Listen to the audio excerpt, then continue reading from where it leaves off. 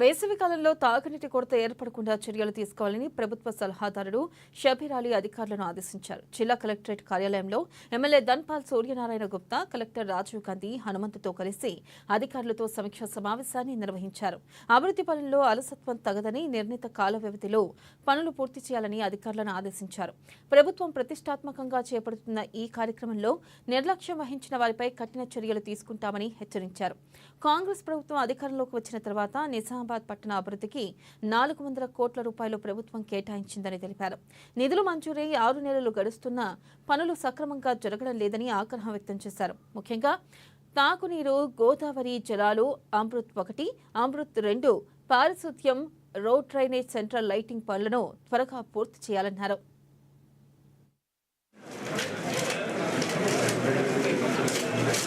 Urban Nizamabad development గురించి collector ఆఫీస్లో collector గారితో సహా అర్బన్ ఎమ్మెల్యే ధన్పాల్ సూర్యనారాయణతో సహా ఒక 10 డిపార్ట్మెంట్ వాళ్ళతో పిలిచి ముఖ్యంగా డ్రింకింగ్ వాటర్ మిషన్ భగీరథ మరి 400 కోట్ల రూపాయలు మా దగ్గర అమృత్ స్కీమ్కు ఎంతవరకు జరిగింది, దాంట్లో కొన్ని టెక్నికల్స్గా ఉంటే ప్రిన్సిపల్స్ కన్జర్వేటర్ ఆఫ్ ఫారెస్ట్తో మాట్లాడి ఎన్హెచ్ అండ్ ఫారెస్ట్లో కొన్ని సమస్యలు ఉంటే పరిష్కారం చేసినాం. కొన్ని రోడ్స్లో ఎలక్ట్రిసిటీ పోల్స్ జరగాలంటే వాళ్ళు తనిఖీలు కావాలంటే అది పర్మిషన్ ఇప్పించినాం. అలాంటిది నిజామాబాద్ అర్బన్ డెవలప్మెంట్ విషయంలో దీనికి ఇప్పటి వరకు మనకు కొన్ని ఈ మాస్టర్ ప్లాన్ అనేది లేదు ఉండే, కానీ ఆ మాస్టర్ ప్లాన్కు అప్పుడు ఆపేస్తున్నారు. కామారెడ్డి, నిజామాబాద్, సిరిసిల్ల లాంటిది. ఆ మాస్టర్ ప్లాన్ గురించి డిస్కస్ చేసి ఇక్కడి నుంచే మన దాన కిషోర్ గారితో మాట్లాడి నిజామాబాద్కు మాస్టర్ ప్లాన్ లేనందువల్ల నిజామాబాద్ అభివృద్ధి ఆగిపోతుంది.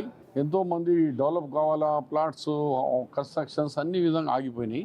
అందు గురించి ఇది తక్షణమే కావాలంటే అసెంబ్లీ కాగానే కూర్చొని ఎలా దీన్ని మాస్టర్ ప్లాన్ని ప్రజల ముందు మళ్ళీ డ్రాఫ్ట్ రెజల్యూషన్ ప్రజల ముందు పెట్టి ప్రజలతోని 1 వారాలు 2 వారాలు సమయం ఇచ్చి